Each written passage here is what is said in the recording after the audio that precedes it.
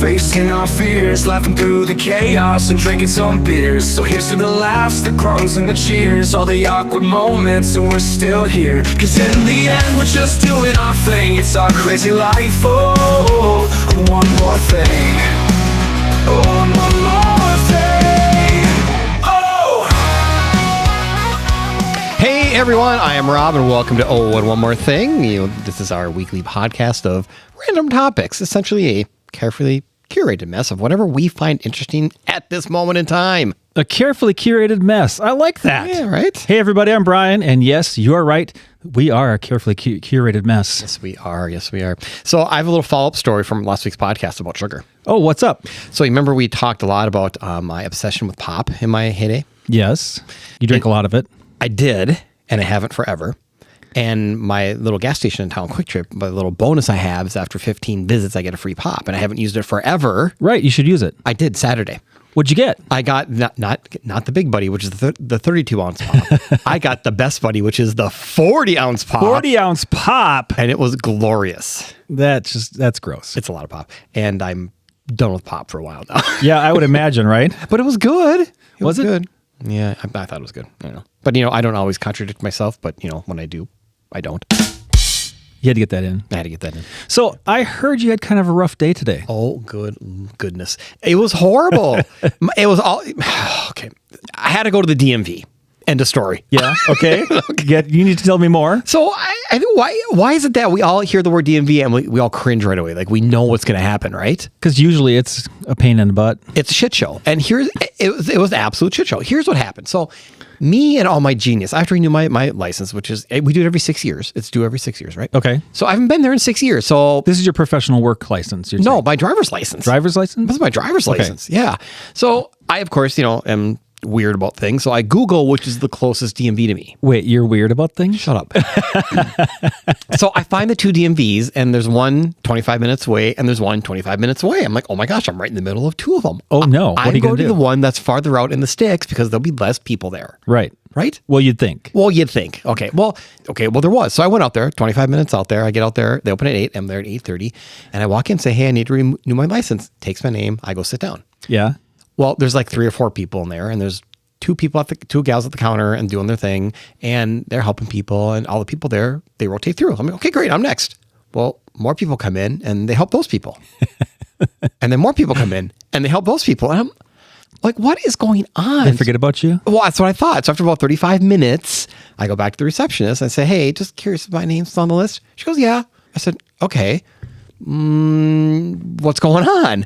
She points to a sign that says, well, we kind of go in this order. And here's the order. What's the order? Okay. Well, number 1 is if you have an appointment. I did not have an appointment. So you have to wait because you didn't have an appointment. Right. Which I have no problem with. I understand. That's great. If there were people there waiting. Right. So number 1 is appointments.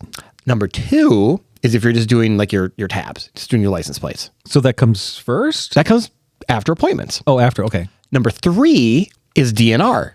DNR? Okay. If you need a hunting, fishing license, yeah. something like that, right? And number 4 is walk-ins. I would be a walk-in. So, okay. Okay, here's my dilemma. But did you not just walk in prior to those people walking in? Yes, I did. But some of the people in front of me just needed tabs, and one guy needed a DNR license. Therefore, he got to go in front of me because that's the order they take them in. So what do they just call out for? What kind of item you're there for? Because you tell the receptionist, she puts in a queue, and they go to their little queue, and they start pulling names. Right. So all these people, so I finally, after she told me that, I went back, sat down. I'm like, okay, well, I'm looking at the board. So there's 2 appointments for every half hour for the licenses, for driver's license, and there's 1 person doing driver's licenses. Okay. So 2 people there at 9 o'clock, right? She takes care of both of them. I'm thinking, great, I'm next, right? Right. Oh no. Now, how long have you been waiting by this time? At this time, 45 minutes. Okay, got it. Right? So 9:15, right? I'm thinking, great, I'm next. Oh no, the guy whose appointment at 9:30 showed up early, and they took him next. Because he had an appointment and you didn't. In 15 minutes. He was there at 9:15 for a 9:30 appointment, but they took him because he had an appointment. Oh my. Internally, I lost my shit. And so what'd you do? So I very politely opened my phone, went to the McLeod County website. I was not going to say who it was, but I'm so irritated with Glencoe and McLeod County. I'm putting it out for all the public to hear. So I felt go on their little website. I make an appointment for 12:30, 4 hours later. Yeah. I walk up to the reception and say, take my name off the list, and I walk out. Okay? Story number 1. Right, okay. Story number 2. Oh, no, there's more. I go back at 12:30. And? Right? Thinking, I have an appointment. I'm so smart now. I get the joke. Okay, so I get there at 12:30, and there's somebody in front of me. Like I said, there's 2 people for every half hour. Right. Well, before us, there was a person in front of us at 12, and I don't know what his deal was, but he could not leave the counter. He was just confused, and eventually he stormed out like at 12:45. Like most people do. Like most people do. Right. 12:45, they take the person in front of me. But didn't you have an appointment? Yes, at 12:30. Oh, okay. Right. So they take 12:45, 12:30. Okay. Yeah. Okay. So I finally get up there at 1 for my 12:30 appointment. I said, she goes, what can I help you with? I'm here to renew my license. Great. She looks at it. She goes, huh. I said, what? You have a commercial license. Yes, I do. She hands me a piece of paper. Well, they changed the policies back in March. So every license you need to bring like proof of residency, like where you live. Okay. But for a commercial license, you also need to bring like your passport, your birth certificate. More information. Which I did not have. Oh, okay. It gets better.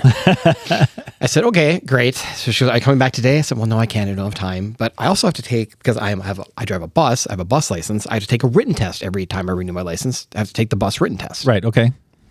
Oh yeah, they don't do those there in Glencoe. Where did you have to go? I have to go to Chaska. The other way. Other direction. Which I didn't want to go to because that's the busy one. I'm thinking, I'm going to be so smart and not be busy. Yeah, that wasn't smart. That was my day. But they are lightning fast over there at the DMV. No, they are not. Hey, at least that's a funny oxymoron.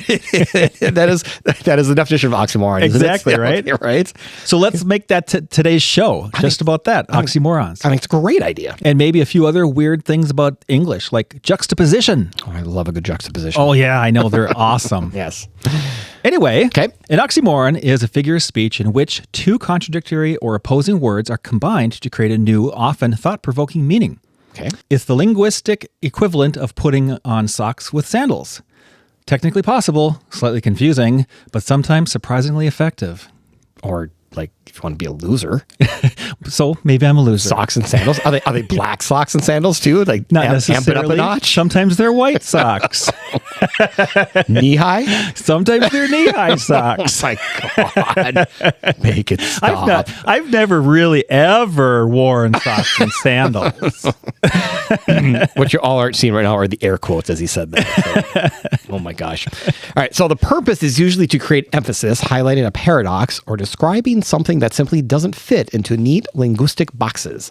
Sometimes it's used poetically, sometimes rhetorically, and sometimes because humans love expressing complicated things with contradictory words. Looking at you, clearly confused. Right.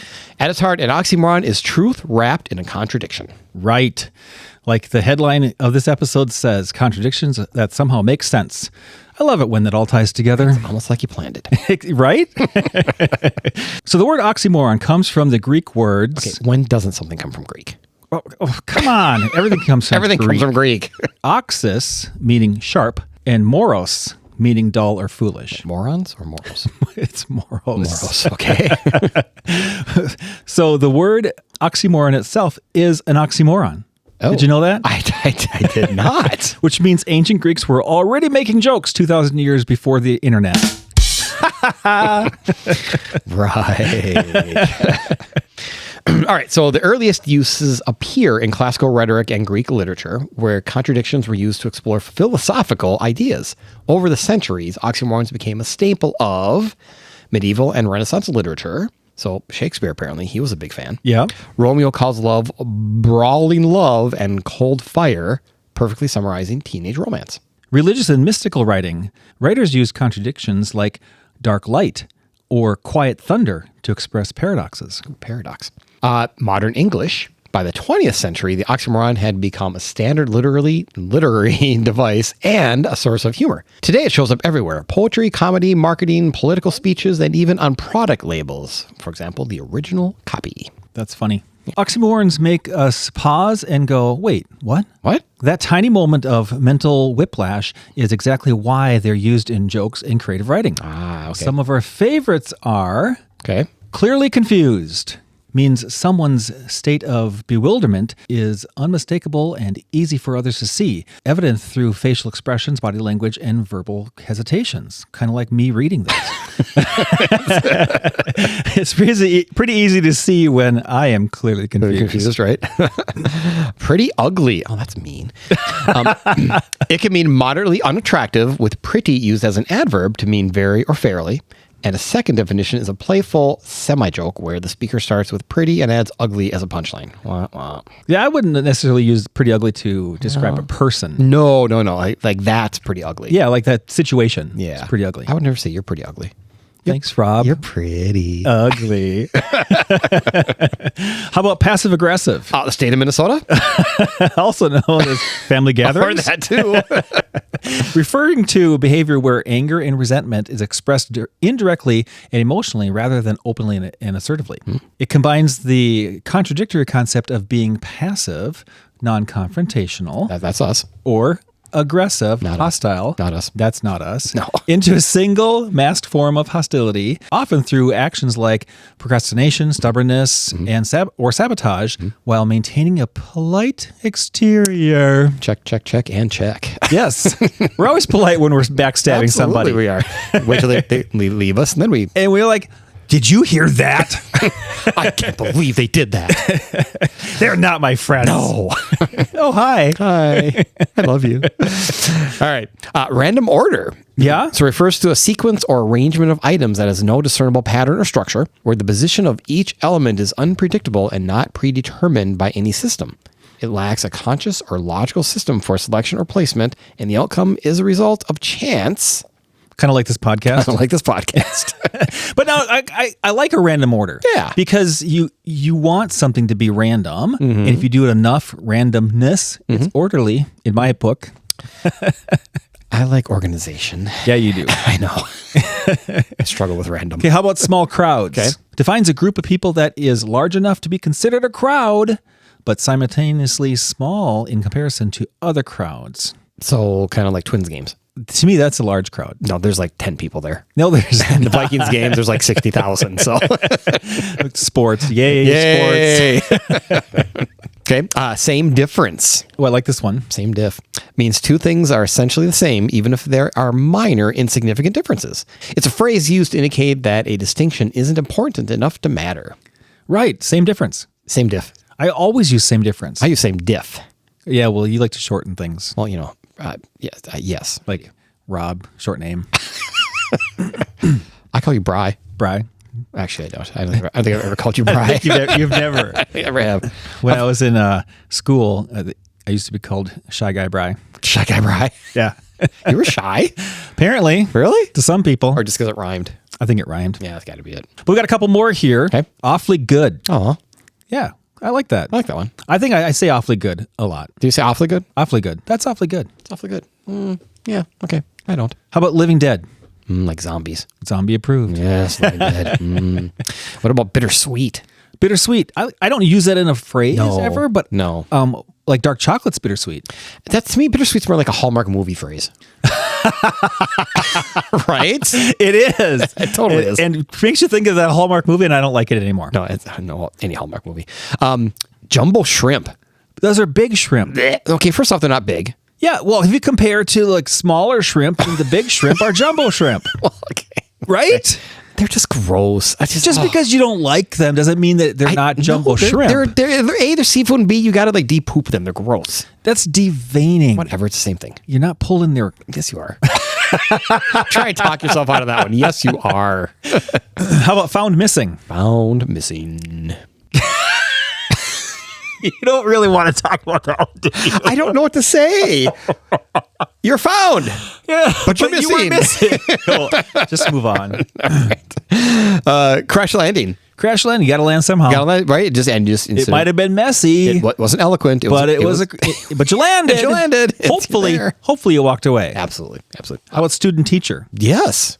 I know our kids were student teachers, Right. But it is kind of odd to think you're a student and a teacher. You can't be both. I guess you can kind of be You both. can't at the same if time. you're learning how to teach, you're a student. You're a right? student. Yeah. But it is a weird saying. It is a weird saying. Yeah, there's got to be a better phrase. But, Right. yeah. Minor crisis. A minor crisis. Just a little crisis. You know what's funny though? I've said minor crisis. I've never said major crisis. Never. I said crisis. It's just a crisis. It's a crisis. We're having a crisis Having here. a crisis. Having a minor crisis. Just a minor crisis. Right. Minor crisis is usually like your 1-year-old's crying in the corner. You can't figure out why. That's a major crisis. At 2 a.m., it's a major crisis. Yeah, it is. Yeah. At 2 p.m., it's minor. So these are fun. Yeah. They really are descriptive. Yeah. Oh. Hey, Brian, I was just outside trying to enjoy the yard, and the mosquitoes are driving me nuts. Oh, you got to call Spring Green for that, Rob. Spring Green? I thought they just did my fertilizer and weed control. Oh, they do that, and our lawn looks amazing because of it. But their mosquito control is a game changer. We can actually use our patio. You know how bad the state bird gets in Minnesota. I'm pretty sure that's the loon, but point taken. So they do lawns and mosquitoes? And total home pest control. My house is completely mouse-free. They even do liquid aerations and lawn insect control. Wow, I'm only using them for half of what I could be. You should fix that. Go to spring-green.com and get a personalized quote today. That's spring-green.com. And tell them Owen One More Thing sent you. So, Rob, tell me, why do people love oxymorons? Well, Brian, people love using oxymorons because they create engagement by juxtapositioning contradictory terms. You did this on purpose. I did. They create engagement by juxtaposing. Oh my God. Juxtaposing contradictory terms. Didn't you read this ahead of time? I did, but oh my goodness. Okay.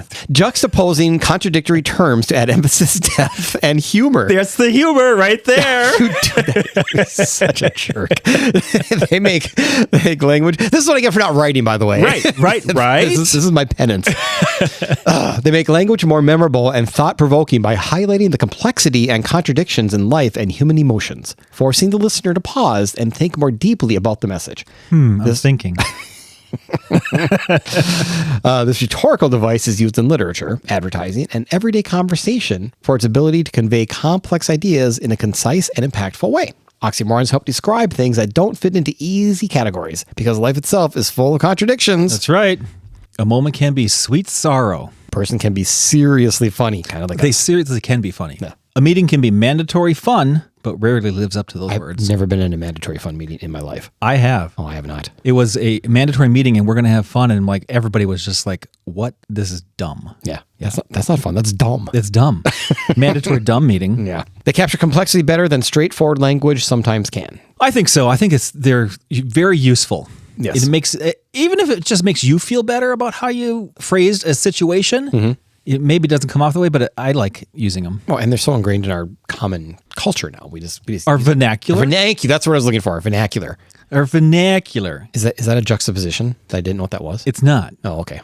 But since you bring it up, What is a juxtaposition? another word that we want to talk about is juxtaposition. What is that? Juxtaposition is a literary, artistic, and rhetorical technique in which two or more elements, such as ideas, images, characters, settings, or concepts, are placed side by side in order to highlight their contrast, similarities, or the tension between them.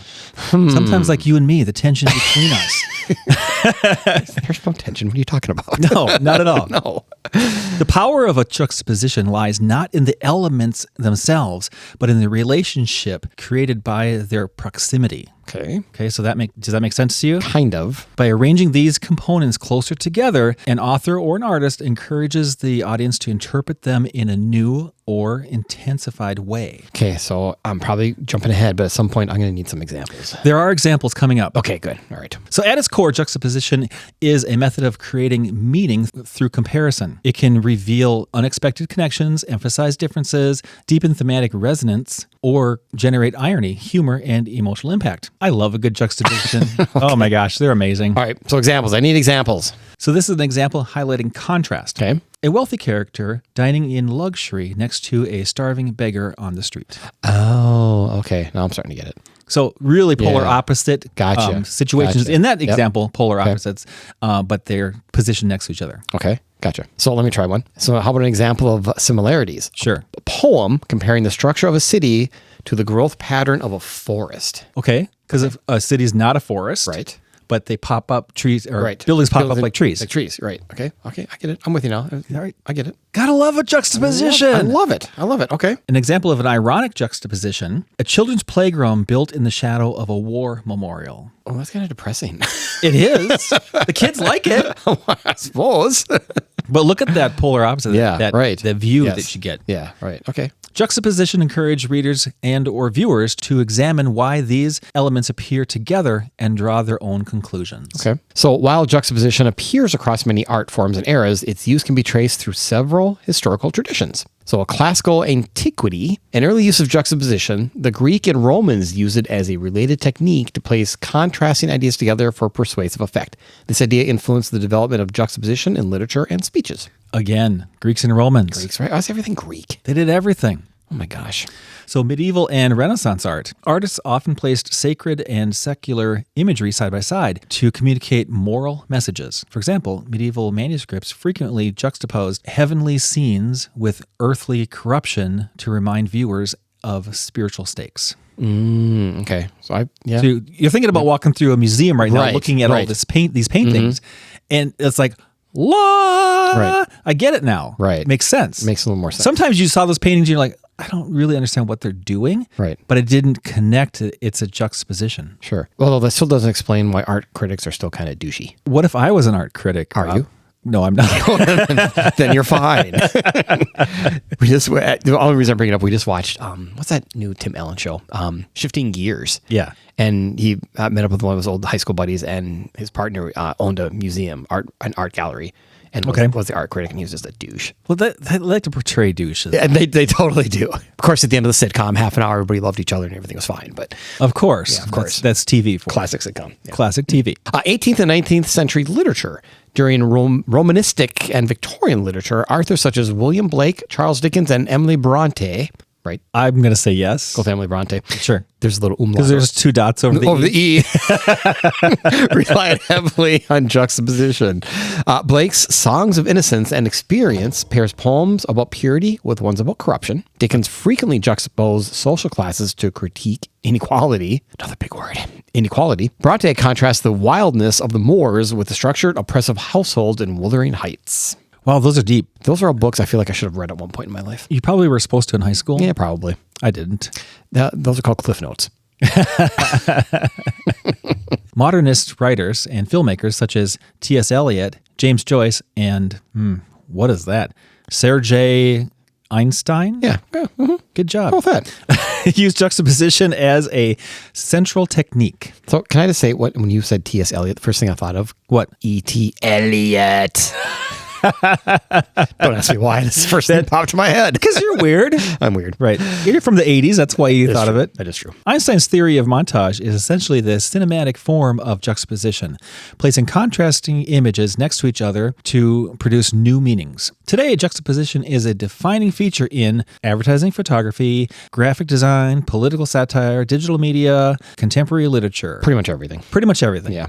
So juxtaposition is the strategic placement of contrasting or related elements to illuminate meaning through comparison. So its long history spans classical rhetoric, medieval art, romantic and Victorian literature, and modern film, and remains essential in storytelling, design, and cultural expressions today. By inviting audiences to examine two elements in dialogue with one another, juxtaposition enhances emotional depth, sharpens themes, and expands interpretive possibilities. Okay, so I get it. This is like really cool. I didn't realize all of this was or is happening with telling a compelling story. Right. It's almost like we should have paid attention, like English class. I know, right? I know I did not. I totally did not. We should have learned this stuff Right? because we use it all the time. Okay, back up.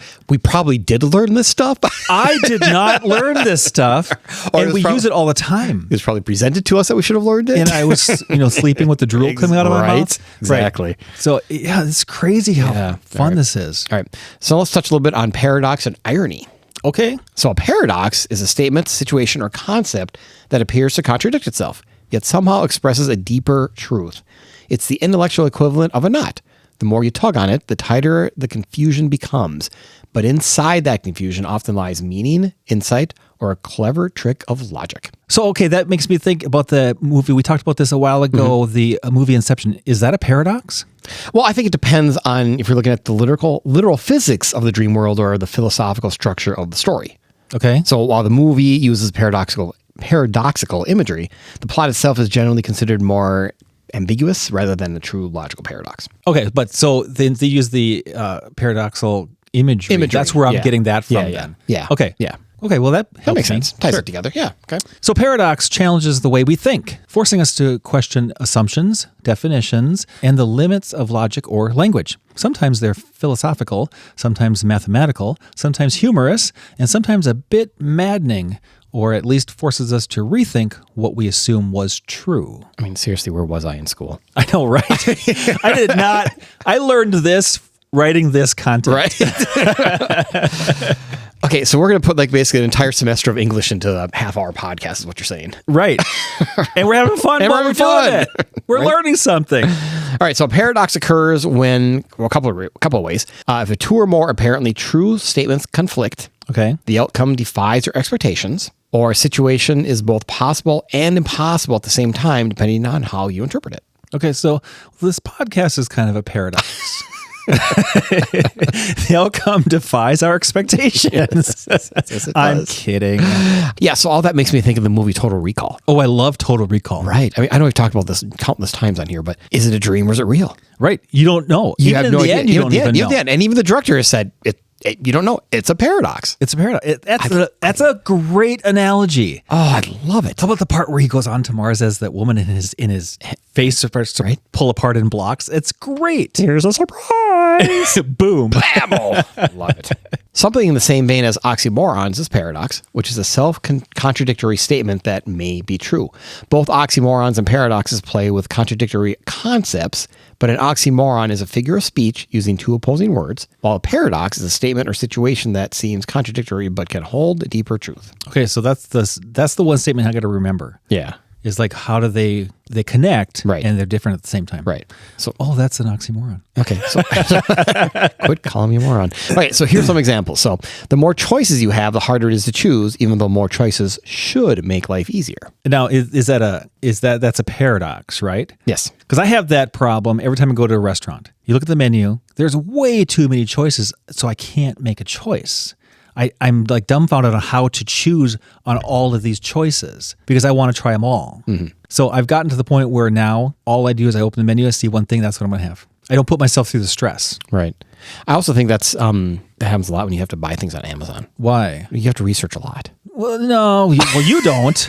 I do. I don't. I just go buy. All right, another example. You need experience to get a job, but you need a job to get experience. Yeah, that one. Yeah, that's everybody can relate to that one, right? That's the life. Everybody can. Paradox. Yes, it makes no sense. I know, right? Yeah. You're turned away because you don't have experience. Well, how am I going to get that experience if I can't get a job? You can't get a job, right? Yeah, you got to start somewhere. You go to the store for one thing, you leave with 12. Oh, this is every day. You leave with 12 things and forget the one thing you went to the store for in the first place.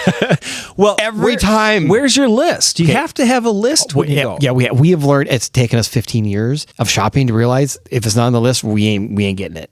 Yeah, it has to be on the damn list. And we use Alexa for our digital list. Yeah, we have of course we have a Google thing. Google. Yeah, shocker.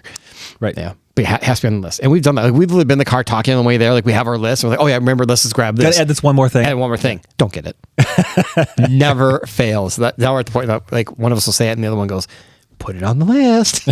There you go. Yeah. Got another one. Okay. You're tired all day, but the moment you get into bed, your brain is suddenly like, hey, let's think about everything. God, that's at least 2-3 days a week for me. It's the worst. Oh, it is the worst. Like It actually happened to me the other night. Yeah. And I went to bed at 10 o'clock. Mm-hmm. I did, however, look at my phone for a little while. Okay, well, when I put that down, I was awake for another hour and a half, flopping around.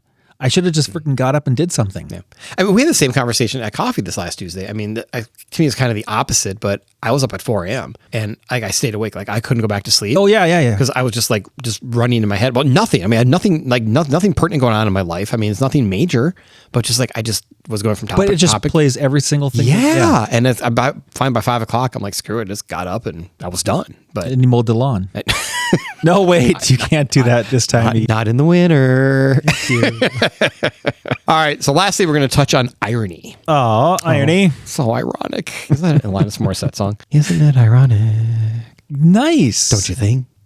All right. So irony is when the reality of a situation is the opposite of what you'd expect, say, or intend. often in a way that's humorous, surprising, or pointed. It's the universe's way of winking at you and saying, didn't you see that coming? Huh? Right? I did not see that coming. Irony adds depth, humor, emphasis, and criticism by creating a contrast between appearance and reality. It works because the audience recognizes that something doesn't line up. Someone's words don't match what they truly mean, or an event unfolds in a way that defies logic or normal expectations. All right, so some examples. You step outside during a thunderstorm and say, what a beautiful weather we're having. You clearly didn't mean the weather is beautiful. I don't know. I kind of like the thunderstorm, so I don't know. But true. I mean, if it's pouring rain, it's not necessarily beautiful, Right. quote unquote. Yeah. In some cases. A professional chef accidentally burns their own dinner at home. Okay, well, who doesn't do that? This guy, no, I'm not a professional chef, but I try very hard not to burn my dinner. You just play one on TV. I just play one on TV. I play a doctor on TV. So irony makes language more vivid, storytelling more interesting, and humor sharper. It can emphasize a point, criticize an idea, or highlight the absurdity of a situation. Essentially, irony gives communication a second layer, one that invites the audience to think, interpret, or laugh. That's amazing. I think that's enough for the school lessons for today. That's a lot of work. I think the English teachers are going to thank us, right, for teaching people all of these words and situations. That's right. They should take this podcast and make learning fun. They should play this podcast in their class. They totally should. That's our gift to you, teacher world. Hey, we know two teachers. We do. We should have them play this podcast. Neither one teaches English. No, they don't. Oh, well. As always, please follow us on the socials at and One More Thing Pod on Facebook and Instagram for highlights and news of our upcoming shows. And if you have a show idea for us or just want to give us some feedback, shoot us an email at onenorethingpod@gmail.com. We would absolutely love to hear from you. Plus, we got merchandise, t-shirts and caps. If you're interested, just send us an email. Merch. Oh, hey, and one more thing. In the end, whether you're laughing at an oxymoron, puzzled by a paradox, admiring a clever juxtaposition, or smirking at a bit of irony, remember this. Language is basically the universe's playground, where seriously funny things make perfect nonsense. Expected surprises happen daily, and we all pretend to understand it while we absolutely do not. And if that isn't ironic or paradoxical or an oxymoronic juxtaposition, I give up, dude. Oh my gosh, that's funny. Bye, everybody. Bye, everybody. Damn it. I was so proud of myself. I just screwed that entire last bit. You did really good. And then I hit the wrong damn button. We could have said that whole paragraph in that one moment at the beginning. The podcast is done. All right. All right. Bye, everybody. Bye, everybody. I'm clearly confused on what we're trying to do here. I have no idea.